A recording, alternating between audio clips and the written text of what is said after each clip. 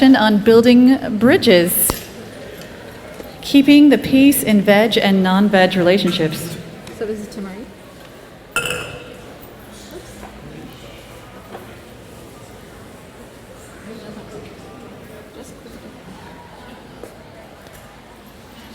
Yes. All right, you want me to do it? Okay. Now, Little technical difficulties.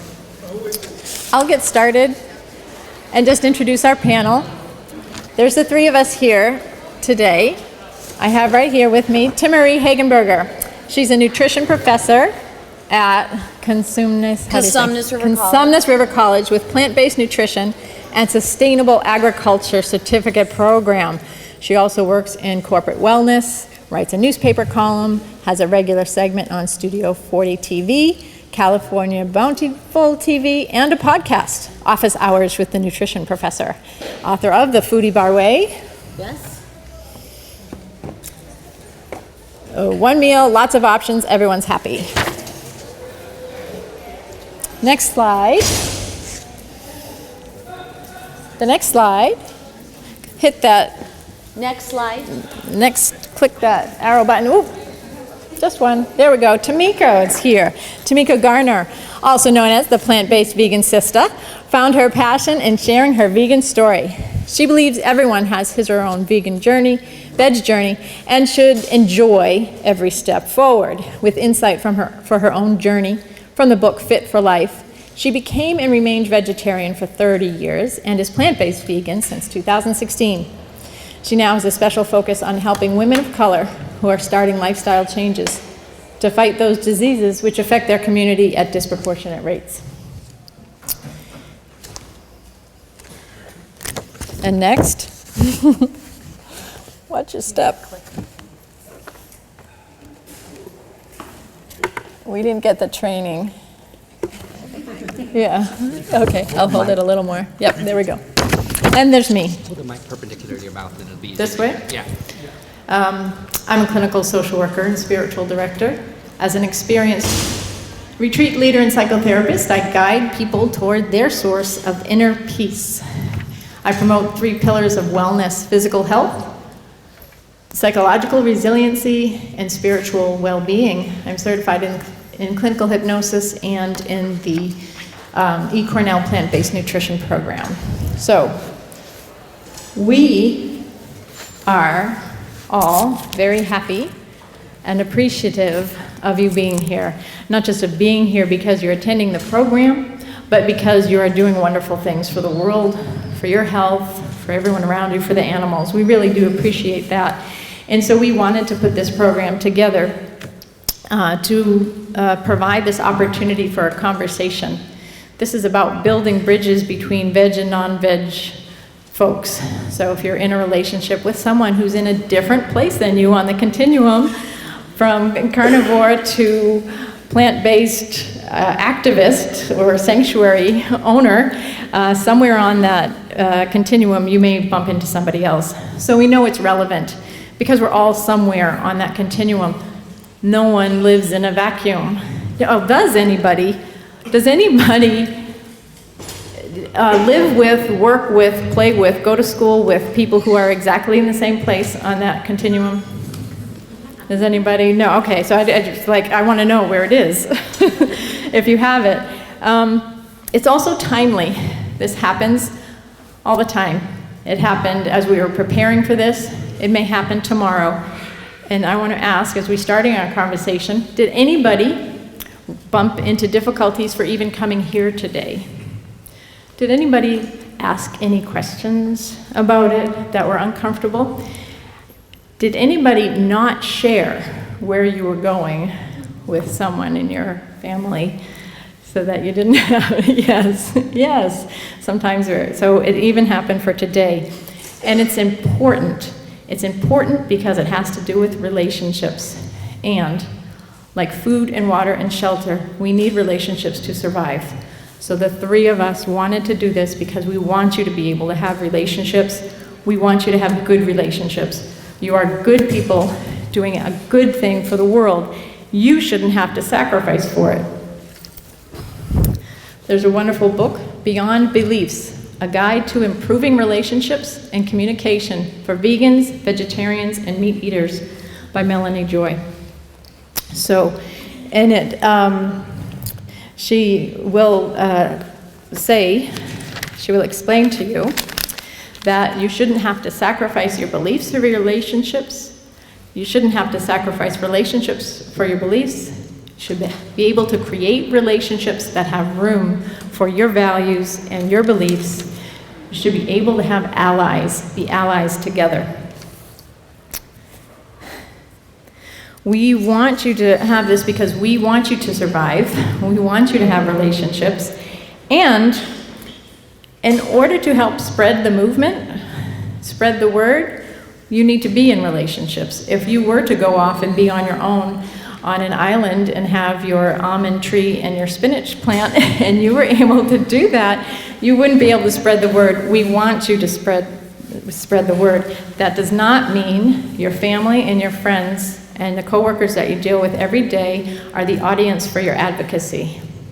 We want you to be advocates, but we'll talk a little bit about that. Who do we advocate for, and who are we activists with? Not necessarily our family and our friends. So you've done this great thing. Another thing that Melanie Joy mentions in this book, she describes carnism as the attitude in this society where eating the flesh of other animals is okay, and not eating them is bizarre, weird, or not okay. So in that, she says, if two people are going out for dinner together at a restaurant, the meat eater may ask the vegan to go to a steakhouse because they can always get the iceberg lettuce salad, right? But the meat eater can't go to a vegan restaurant because there's nothing they could eat there, right?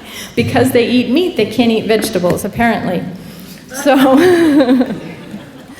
has anyone ever had a bad date or a bad dinner or difficulty with that, going to a restaurant, trying to choose with friends? Where do we go? How about a difficulty because of anything like that, if it wasn't about that? Was it a dinner party? Ever have difficulty deciding what to serve? Yes? What's that? Is there any reason you've bumped up to other people on the continuum and have had a difficulty? Yes, we have some head nods. We have a friend who told me as I prepared for this, she said we had a dinner party and there were more vegetarians were coming, so she made the main dish a wonderful vegetarian meal. And the vegetarians were drooling and purring, her word, over it. And the meat eaters were waiting for their food to arrive. Right? This is what happens. So getting a little bit more into this, has anybody lost a friend? Lost a friendship because of this? Yeah, sort of. Yeah, we had some. Yeah. Any family difficulties? Parents, children, siblings, a lot with the family, huh? And we kind of think this is the big one, the holidays. Yes, holidays. Not invited, have a difficulty with your own invite list. Yes, very difficult. So, although I've been talking for a little while, this is not a lecture. This is a conversation. I just want to get started with the next slide. We're going to have some information to inform our talk. So I'm a clinical social worker, and I'm bringing this information to inform our talk, and after that we'll open up to the floor so that we'll all be speaking together. And we'll end with a few slides of some tools, things that you can make sure to have in your mind as you're dealing with these relationships. So from the field of psychology, there are some ideas about how people make change. Not that we're in relationships in order to change someone, but just so happens there's a way to think about this. There's a way to think about where people are. So just briefly to go over this, I love that the first step This is Prochaska and D. Clementi, by the way. The first step in the stage of change is called pre-contemplation.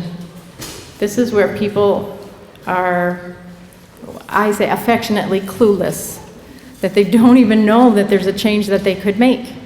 They don't know it exists. This is the first step in the stage of change. So people may have been there. I have been there. I remember being 16 years of age, and a friend of mine ordered a McDonald's Happy Meal at the drive-thru. Hold the meat, she said. She wanted a cheeseburger, hold the meat. And I said, why would you do that? I want to see how long I can go without eating meat. And I said, why would you do that?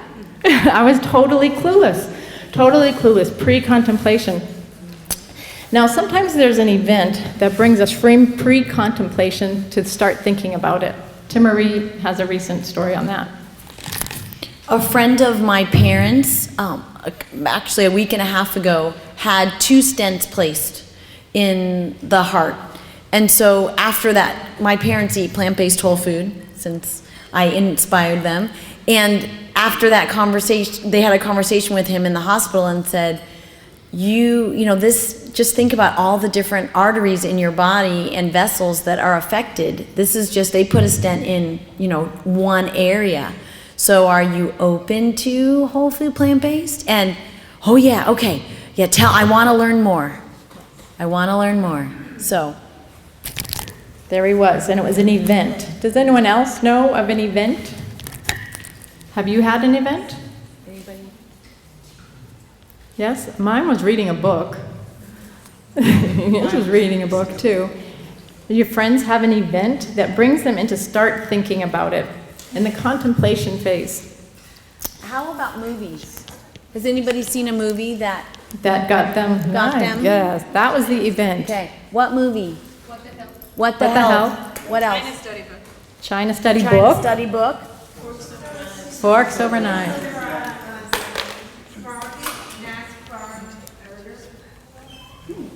Okay. Oh, the CDs here that you Okay. saw. Yep. On factory farming. Factory farming, Yes, go okay. ahead. That was my book, Diet for a New America. Thank you, John Robbins.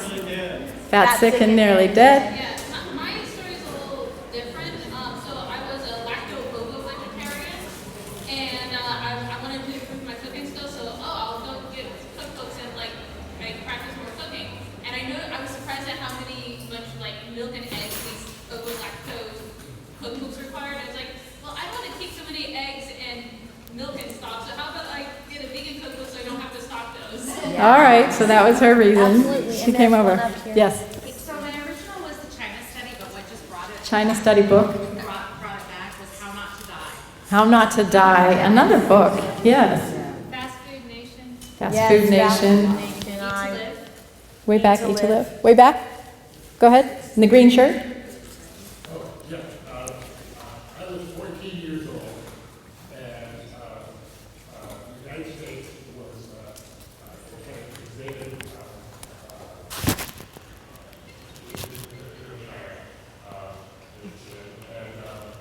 I was reading all about pacifism and all kinds of Vietnam. Okay. It was the so-called Vietnam War. Yes. Which is not the right way to call it because they did that. Okay. So can I say it was through passivism that you came to see it? And when I was reading about all this stuff, and one day I came home and I flipped on the tube, and there was Dick Gregory saying, if you want to be nonviolent, you should stop eating. Animals. If you want to be nonviolent through the piece of nonviolence. Yes. She has her hand up. Okay. One more. So when I went to grad school for sustainability at Pursuing graduate school, I was giving up. I was a pescatarian, and I was like, if I'm going to really live a sustainable life, I cannot be contributing to complete destruction of the marine life. And so then that's when I gave up all fish, and then I transitioned to then giving up eggs. Okay, so you were somewhere on that continuum, right? And your journey continued. Yes, so in contemplation stage, people have some openness. Timaree's family's friend had some openness. We don't know where he's going to go with that, but there's some openness. But people here are on the fence. They have a lot of ambivalence. So, a few more steps. There's preparation and then action. Where do you think most of the difficulty when you bump up against somebody? Where are they on these stages? I give you a hint by not going through all of the stages. Pre-contemplation, yeah. Contemplation, maybe. They're open to. Preparation is when they've made the decision, but they need a lot of support. They could still go back up. So there's just one more piece. Oh, as I said, pre-contemplation, ignorance is bliss. Contemplation, ambivalence, can go either way. Preparation, you've made a decision. Action, you're making changes. Maintenance is increasing the support. People need a lot of help here. You may be you coming to Veg Fest, trying to avoid relapse. The next step, not everybody gets a relapse, thank goodness. In making a behavior change, we don't all go into relapse. But when you do, you can come back in, I say, into contemplation. So that didn't come out. We had a little technical difficulty with this. This is just a quick last little 3 pieces to inform our conversation. When people do make a change, it's because, this is what research has found out, the best time for them to make a change is when they're ready. Ready to make a change. Clarifications about the electricity going out Marin. In Marin, okay. So, when people are ready, willing, and able, and this is where Tamiko is here, because she's here to help talk about the able. How do people make a change? Timaree here, as a nutrition professor, is here to say, why? Why would it be important? And I'm here for the conversation. Why is this important? For many reasons. What? You want me to continue or leave it on this side? Go off of that slide, yeah. Point to the other thing. Okay. Nope. Sometimes. We'll get to that quote. But right now, I just want to tell you, when I went to get my blood tested the other day, the lab technician said, did you fast for this, for the cholesterol? I said, I don't worry about that. I eat a veganish diet. And he said, oh, I went to a nutrition class and course in college. My roommate and I went vegan for a week, and then they just couldn't do it anymore. He said, how do you do it? That's what he asked me. So where is he in the stages of change? Go back. Back. Where is he? He said, yeah, he had a relapse. He already relapsed. Contemplation. And he went back to contemplation. Could go either way, but what does he need? Support for what? Remember that he's ready, willing, and able. He's ready. Is he willing? Yeah, he took a nutrition course. He might have been Timaree's student for all we know. What does he need? What does he need? Support. The how. The how. He needs to know how. What would you tell him? What would you tell him if you were there? Well, for the how, there are lots of, oh, sorry, I forgot, I was supposed to kiss the mic. Anyway, the how, so, and how, what are some of the things that, I want to pose this more as a question to the group. What are some of the things that were supportive for you when you made a decision? YouTube University, we've all gone there, right? In the back. The best piece of advice I got when I started being vegan was to try a new vegan food that I never eaten before every day. Awesome. So instead of focusing on, oh, I have to avoid all these foods, I was focusing on, like, okay, what new food can I eat? So it's distracting. That's a great, I'm glad you brought up that point, because a lot of times people think about what they can't have versus what you can have. And I like to come from the mindset of thinking that the glass is half full versus half empty, right? Because there is a plethora of things to eat. There's tons and tons and tons, right? And so when people are educated and know that one of the first things I like to let people know is that you're gonna season your food the same way that you seasoned your meat, right?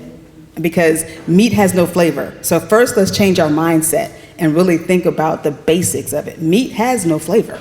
It's bland if you don't put anything on it, right? So what is it that we are really engaging in with the food? What is it about, whenever somebody used to eat meat, what was it about it that you enjoyed about it? Anybody? No? Say it again. The blood and the lard. The blood and the lard. Tastes a lot like blood. There you go. So you made an adaptation, right? You have tomato paste. So anyway, I know we're going to get over, but just think that's the mindset is one of the first things as opposed to questions. Oh, yes. I think a lot of people who go vegetarian or vegan are not used to adding fat because the meat and fish already have fat in them. So you have to let them know that you're not going to be full unless you add something. I mean, unless you get a lot of fiber. Yeah. So And that's one of the be okay with adding a little oil. Exactly. And there are three things you can do. I'm going to let you have the mic back. There are three things you can do to maintain, to help you be full. The three things you include would be a protein, a fat, and fiber, because those are all things that stick in your stomach for a minute, right? So and make sure when you have lots of fiber, please drink lots of water so that the fiber goes through you. Somebody else? Is there somebody else? So, well, this was a guy at the lab. I didn't have a long-term relationship with him. What about you? Is there anybody want to bring up a situation that they're dealing with? A relationship they are having and some of the questions that are coming your way? Go ahead. Kind of tell. So one thing I get not very often, but sometimes as a plant-based mother is, that already gave it away, right? So I'm like, is your kid vegan too? Are they getting enough of what they need? And I mean, is she too small or is she? And so a lot of times there's the questions about, if what I'm doing is a good choice for my child. Mm-hmm. So that's one thing that I come across at different points. Is this, so you're having trouble with people in your life, your family, your friends? Very small hurt. It's only a small because I use education, So she talks a lot about educating people. Don't use anything, but every now and then you'll get somebody. How do You still get that, right. So, how are you feeling when they say that to you? I feel like they just need a lot of education. Mm-hmm. I feel like this person has not been educated on what nutrition really means. Nice. As she's saying, these people have not been educated about what nutrition means. And I think it's a wonderful attitude to have toward the other, instead of saying that they are against her and just stopping her and saying she's a bad mother. She's saying they don't understand. They're in that clueless section. They don't affectionately, I say that because I was there. I remember being there. So great point. Go ahead. I can speak to that too because I have kids. So we transitioned our kids when they were 5 and 8, and so that means I raised them for the first 5 and 8 years, and that was the best of my ability. I did undergrad, graduate school, and the information was not out there. So at least in my purview. And so I think what's really important to remember is we were all there once. There's very few people that grew up from birth vegan. And so that idea now, it's so hard to fathom not being this way if this is your lifestyle. But to think about, we all do the best with the information we have at the time. And so when we know better, we do better. I have many students who I'll show a video from nutritionfacts.org, which is one of the resources we like to share, about the fact that the carcinogenic load of 4 hot dogs is equivalent to a pack of cigarettes. And so when I show that to them, many of them have eaten hot dogs that morning, because that's a very common breakfast, several hot dogs and some white rice. with the student population that I have. And I've had actually a couple students start to cry because they were moms and they were feeding their kids this food. And it wasn't because they loved hot dogs so much. I know that could bring some people to tears, but they were like, I can't believe I was doing this to my kids. I had no idea. I mean, I knew hot dogs weren't good for you, but I had no idea that I was putting them in that much, danger. And I tell them, I had one who said, I feel like writing a sorry note to them. Like, I'm so sorry that I've exposed you to all this stuff. And I said, you do the best with the information you have at the time. That's it. You are the best mom that you can be, and you just go forward. And when we know more, we do better. And it would be so silly if you went to a doctor and the doctor said, when I learned this back in 1921 when I was in med school, I decided not to learn anything else new. That's it.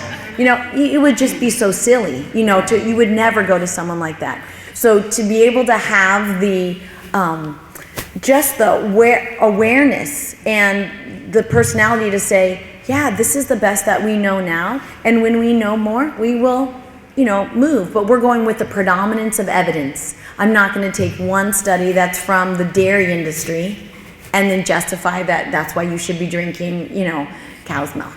No. Okay.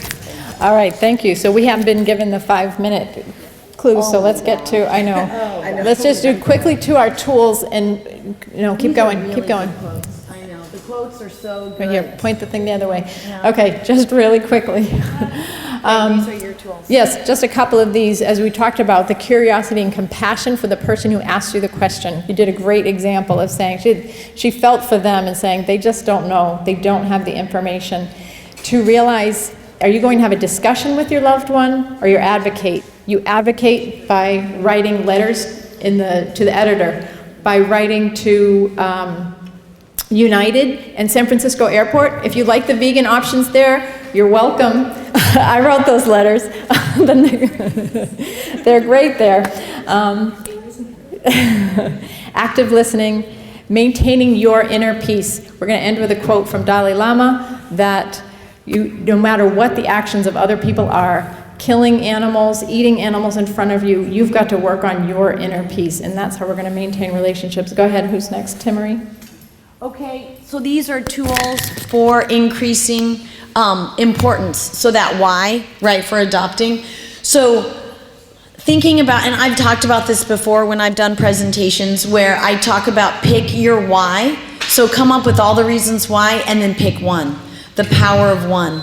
There's good research that shows the more motivations you have, the more dilute they are. Even though that sounds counterintuitive, when you have one reason, it takes you forward. So listen for the why with the other person who is interested, right? So don't start talking about animals if that's not their thing, because you'll turn them right off, right? So listen to what's important for them. Books, documentaries, there's a ton of that. These types of groups, sanctuary visits, right, would be great if the person is an animal person. But if they're not, then don't do that, right? And life is basically just better when you love the food that loves you back. That's my tagline, because it's true. You do not want to be an angry, sickly looking version of a plant-based eater. No one's going to want that. You want where someone's like, ooh, what are you doing? I want some of that. I want some of that. Okay? So, there we go. To me. Okay, and we've already kind of said this one before. Listen for their needs and help as asked, because sometimes people just want to be heard. They don't necessarily need you to give them your advice. Give your advice when it is solicited. Understand and empathize, because their journey is not your journey. Let their journey be their journey. Meet them where they are, right there in their moment, instead of throwing something down their throats. But be open, empathize, and remember where you may have been. Remember what may have gotten you to where you are, and put yourself on the other side of that table. The other is, don't make your experience their experience. Just because I have issues in my family, that doesn't mean that that's what somebody else has in theirs, right? So my experience doesn't have to be theirs. And share without judgment. This is one of the biggest things I would say, is please listen and share without passing judgment. Please listen and share to what they're saying before having a response. Don't try to have a response in your head before they've even finished telling you what they've got to say or what their questions are. Really hear their questions. And lastly, for me, I have a lot of my favorite cookbooks. This kind of helps in with the how. I have one of my favorite cookbooks is Sweet Potato Soul. She has some great recipes. She also has a website and her YouTube channel. Very basic, very well seasoned food if somebody's questioned about that. I also like Minimalist Baker, which is a great website with like the fewest ingredients. I mean, she has stuff with like 5 ingredients. We've had some great chocolate chip muffins. Took 5 minutes, 1 bowl, delicious. And then there's, like we've mentioned, nutrition.org is another great site. Another great, one of my first cookbooks that I had was Issa Chandra. And it was the holiday book. And oh my gosh, she's got stuff in there for every single holiday. Hanukkah, Halloween, whatever holiday there is that I never even heard of. She had a holiday in there. Great recipe, a delicious barbecue. So. One more thing. As I said, do not let, yeah, we will. You go ahead. No, do not let the behavior of others destroy your inner peace. That's what I said from Dalai Lama, because world peace begins with inner peace, and we want the world peace. So we want you to be in relationships. Go ahead, go back to those quotes. Timaree wants to. Timaree. Really critical. Wait, yeah. But also, just to point out, because of everything that's behind why you're on your veg journey, wherever it is, it has to do with billions of animals suffering and dying, decimating the environment, wasting resources when hundreds of people died of starvation during this talk while they were fattening up the cows, and because your loved one might be suffering and dying from a disease that is based on what they're eating, this is going to stress you out a little bit. So be ready for all of those reasons to be at ease and at your own center of inner peace when interacting with others. And something I want to make sure that we discuss is, just to put it in your mind, is the importance of being consistent with your own choices, especially in front of your skeptics, because they will lose respect for you very quickly. So if you flip-flop, then they're not going to know how to handle it. So the natural, response is when you make a different choice for them to feel a little personally judged, right? Even though if you're not trying to judge them. But if you then say, well, just today, then it gets really confusing for them, because then they don't know, is this something you believe in? Or when you tell me next week, you just didn't like what I was making and that's why you don't want to eat it now? And it really can cause some confusion. But if you're consistent, then soon they will start to say, oh, don't even offer her. She's not going to eat any of that.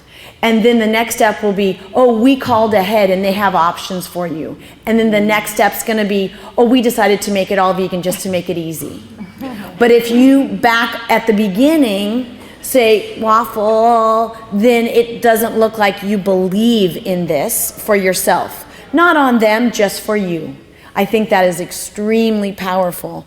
So just feel strong in your decision, because you are making the right decision for you. And it comes clear. Personal integrity. All right, and ending with the quote that you wanted from Melanie Joy, sometimes people cling to behavior they might otherwise be willing to change simply as a form of rebellion for not being accepted. And so the point was to accept them. That's where all the listening came from, that we're listening with compassion and kindness and non-judgmental attitude, so that they will be there. And that last one? And yours. And the last one, guilting people into changing is neither respectful nor productive and will only increase their defensiveness and decrease their openness to the issue. And I know all about guilt. I'm a little Italian girl. Yes, it's all about the guilt, right?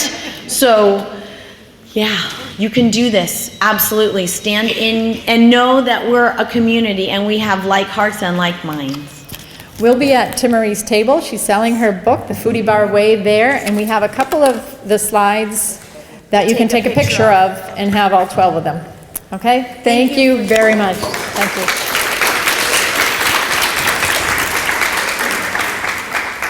we need to come back for a